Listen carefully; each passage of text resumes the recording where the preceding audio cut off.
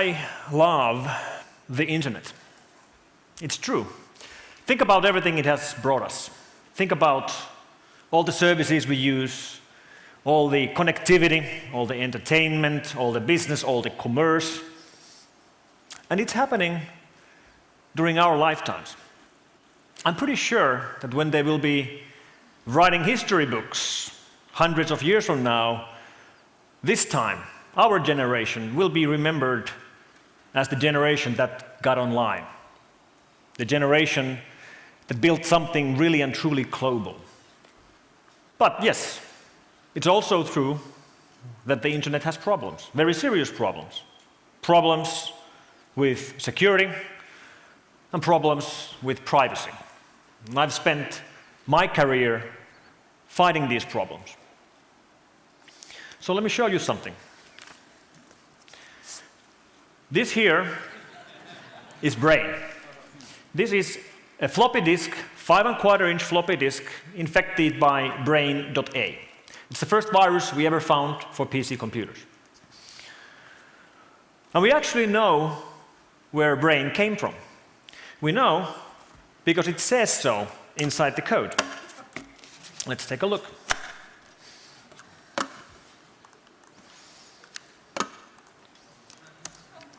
All right. That's the boot sector of an infected floppy. And if we actually take a closer look inside, we'll see that right there it actually says, "Welcome to the dungeon." And then it continues saying 1986, Basit and Amjad. And Basit and Amjad are first names, Pakistani first names. In fact, there's a phone number and an address to Pakistan. Now, 1986, now it's 2011, that's 25 years ago. The PC virus problem is 25 years old now. So, half a year ago, I decided to go to Pakistan myself. So let's see. Here's a couple of photos I took while I was in Pakistan. This is from the city of Lahore, which is around 300 kilometers south from Abbottabad, where bin Laden was caught. Here's a typical street view, and here's the street or road leading to this building, which is 730 Nizam Block, Allama Iqbal Town. And I knocked on the door. You want to guess who opened the door? Basit and Amjad. They are still there.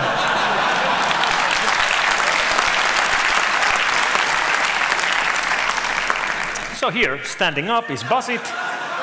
Sitting down is his brother Amjad. These are the guys who wrote the first PC virus.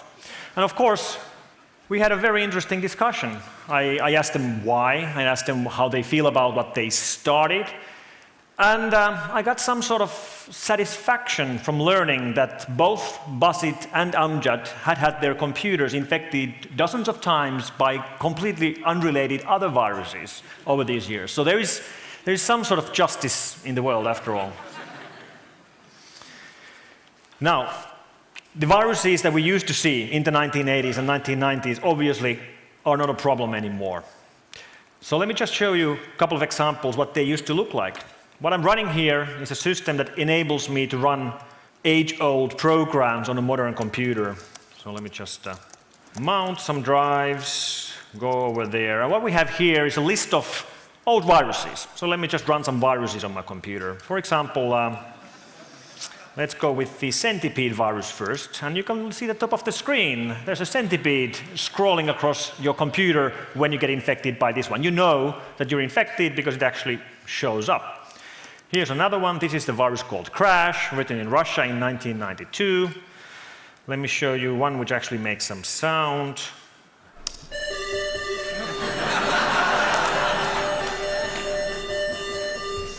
And the last example, guess what the Walker virus does? Yes, there's a guy walking across your screen once you get infected. So it used to be fairly easy to know that you're infected by a virus when the viruses were written by hobbyists and teenagers. Today, they are no longer being written by hobbyists and teenagers. Today, viruses are a global problem. What we have here in the background is an example of our systems that we run in our labs where we track virus infections worldwide. So we can actually see in real time that we've just blocked viruses in Sweden and Taiwan and Russia and elsewhere. In fact, if I just connect back to our lab systems through the web, we can see in real time just some kind of idea of how many viruses, how many new examples of malware we find every single day. Here's the latest virus we found in a file called server.exe, and we found it right over here 3 seconds ago. The previous one 6 seconds ago. And if we just scroll around, it's just massive. We find tens of thousands, even hundreds of thousands, and that's the last 20 minutes of malware every single day. So where are all these coming from then? Well, today it's the organized criminal gangs writing these viruses because they make money with their viruses. It's gangs like, let's go to gangsterbox.com. This is a website operating in Moscow where these guys are actually buying infected computers. So if you are a virus writer and you're capable of infecting Windows computers, but you don't know what to do with them, you can sell those infected computers, somebody else's computers, to these guys, and they'll actually pay you money for those computers. So how do these guys then monetize those infected computers? Well, there's multiple different ways, such as banking trojans, which will steal money from your online banking accounts when you do online banking, or keyloggers. Keyloggers silently sit on your computer, hidden from view, and they record everything you type. So you're sitting on your computer, you're doing Google searches. Every single Google search you type is saved and sent to the criminals. Every single email you write is saved and sent to the criminals. Same thing with every single password and so on. But the thing that they're actually looking for most are sessions where you go online and do online purchases in any online store. Because when you do purchases in online store, you will be typing in your name, the delivery address, your credit card number, and the credit card security codes. And here's an example of a file we found from a server a couple of weeks ago. That's the credit card number, that's the expiration date, that's the security code, and that's the name of the owner of the card. And once you gain access to other people's credit card information, you can just go online and buy whatever you want with this information. And that obviously is a problem. We now have a whole underground marketplace and business ecosystem built around online crime.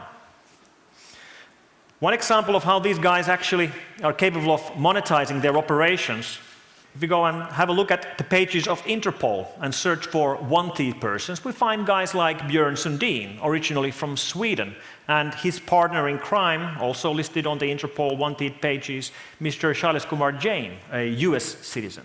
These guys were running an operation called IMU, a cybercrime operation through which they netted millions. They are both, right now, on run. Nobody knows where they are. US officials just a couple of weeks ago froze a Swiss bank account belonging to Mr. Jain, and that bank account had $14.9 million on it.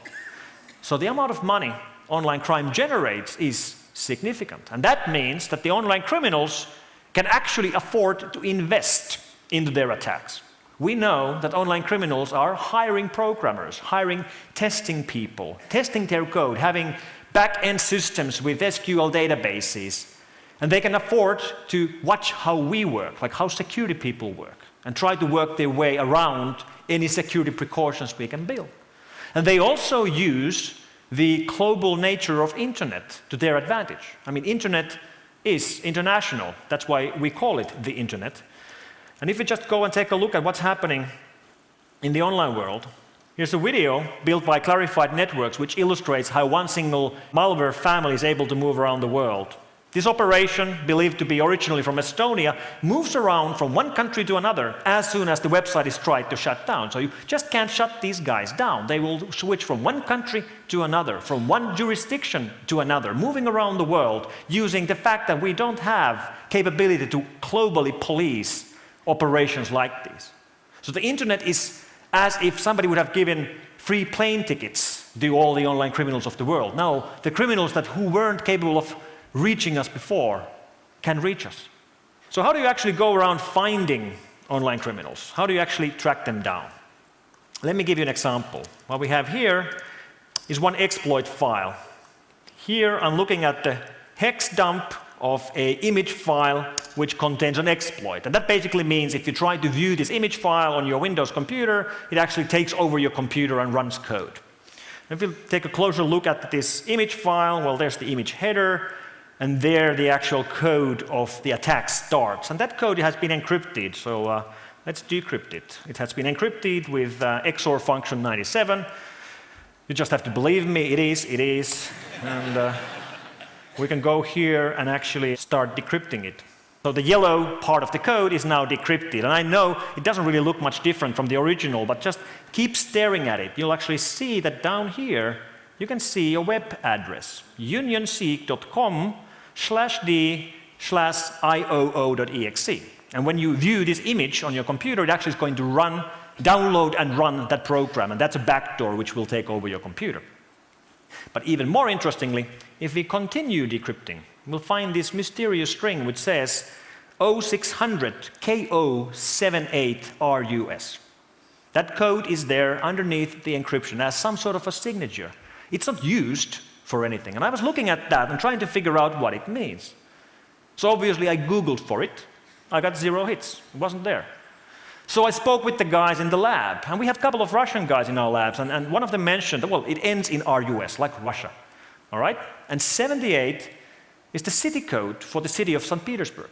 For example, you can find it from some phone numbers and car license plates and stuff like that. So I went looking for contacts in St. Petersburg. And through a long road, we eventually found this one particular website. Here's this Russian guy who's been operating online for a number of years, who runs his own website, and he runs a blog under the popular Live journal. And on this blog, he blogs about his life in St. Petersburg. He's in his early 20s, about his cat, about his girlfriend. And he drives a very nice car. In fact, this guy drives a Mercedes-Benz S600 V12 with a 6-liter engine with more than 400 horsepower. And that's a nice car for a 20-something-old kid in St. Petersburg. How do I know about this car? Because he blogged about the car. He actually had a car accident. In downtown St. Petersburg, he actually crashed his car into another car. And he blogged images about the car accident. That's his Mercedes. Right here is the Lada Samara he crashed into. And you can actually see that the license plate of the Samara ends in 78 RUS. And if we actually take a look at the scene picture, you can see that the plate of the Mercedes is 0600 KO78 RUS. Now, I'm not a lawyer, but if I would be, this is where I would say I rest my case.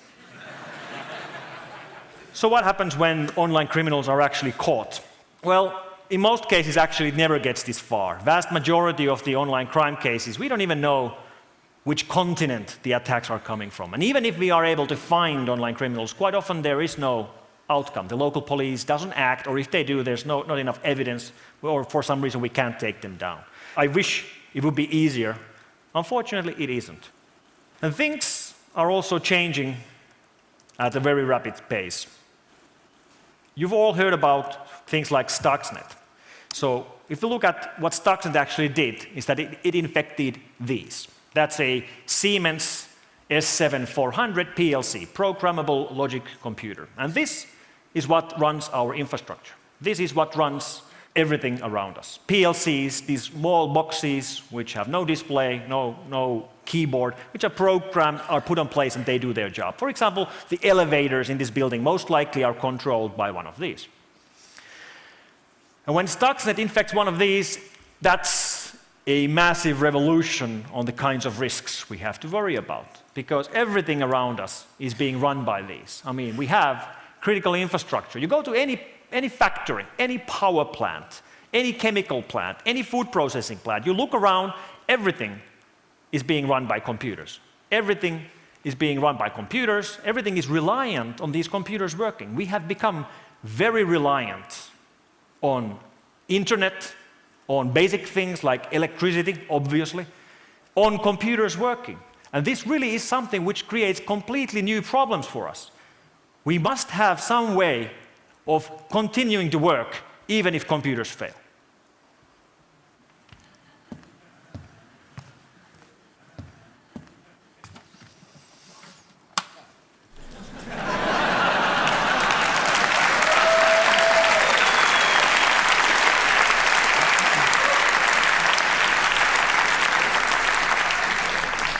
So preparedness means that we can do stuff even when the things that we take for granted aren't there. It's actually very basic stuff. Thinking about continuity, thinking about backups, thinking about the things that actually matter. Now, I told you, I love internet. I do. Think about all the services we have online. And think about if they are taken away from you. If one day you don't actually have them for some reason or other. I see beauty in the future of the internet, but I'm worried that we might not see that. I'm worried that we are running into problems because of online crime. Online crime is the one thing that might take these things away from us. I've spent my life defending the net, and I do feel that if we don't fight online crime, we are running a risk of losing it all. We have to do this globally, and we have to do it right now. What we need is more global, international law enforcement work to find online criminal gangs, these organized gangs that are making millions out of their attacks. That's much more important than, running antiviruses or running firewalls. What actually matters is actually finding the people behind these attacks. And even more importantly, we have to find the people who are about to become part of this online world of crime, but haven't yet done it. We have to find the people with the skills, but without the opportunities, and give them the opportunities to use their skills for good. Thank you very much.